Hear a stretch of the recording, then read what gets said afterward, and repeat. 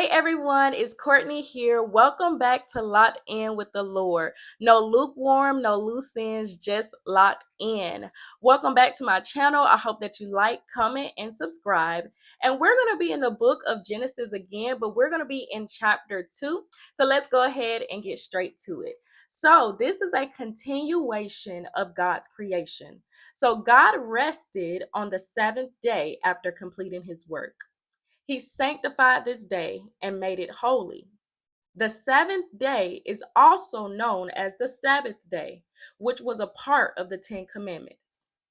But when Jesus came, he fulfilled the law and he showed the true meaning of the Sabbath. Because of Jesus, we can experience eternal rest in him. The Sabbath should not just be one day on the calendar, but it should be a daily choice.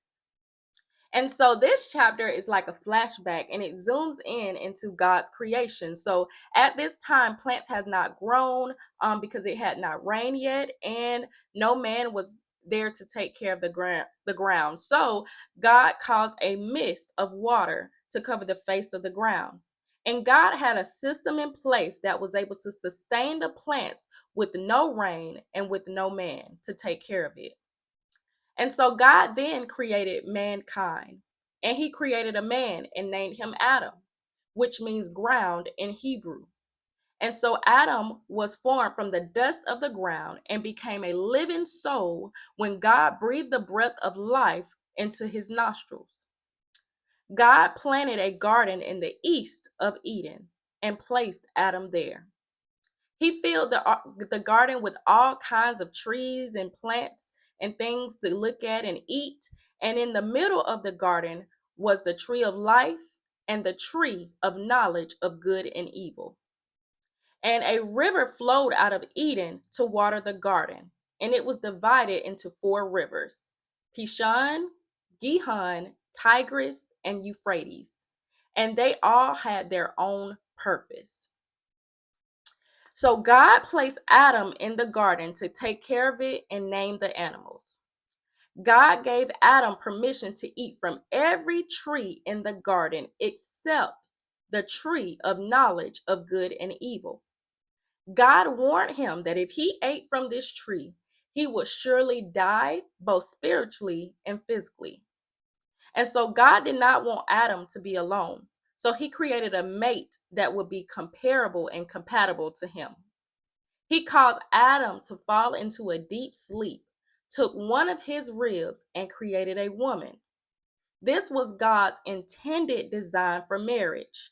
A man shall leave his father and his mother and be joined to his wife, and the two shall become one flesh. They were both naked and not ashamed.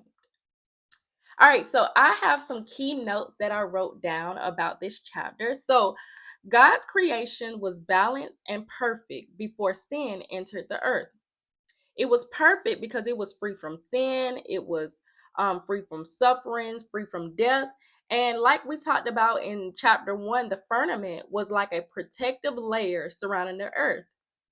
This blanket helps shield the earth from harmful UV rays and extreme temperatures, creating a stable and life supporting environment. And this could be a reason as to why people live longer during those times. So I'm not sure. So God created us from the dust of the ground, which was a basic element. The dust symbolizes lowliness and humility. And this kind of reflects Jesus' birth when he came to earth. He came to earth not as a king living in a palace, but he came into a poor family in a stable, meek, and low.